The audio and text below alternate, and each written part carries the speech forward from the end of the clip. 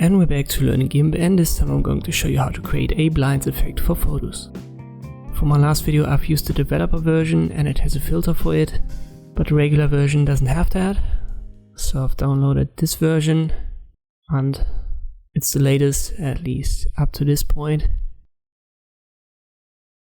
And it doesn't have this filter under distorts for creating blinds, so we have to do it manually. There are many ways to do it. You can create many rectangles, for example.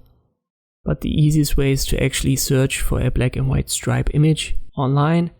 You should be able to find thousands of them. Just copy one and then paste it right here. Then press Shift S for the scale tool. Scale it up.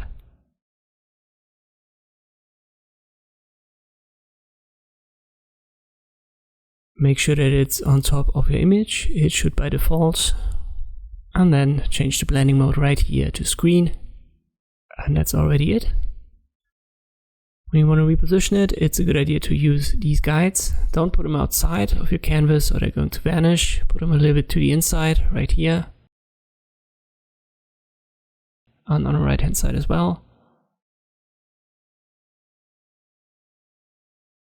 And now you can press Shift S again and use these guides for scaling.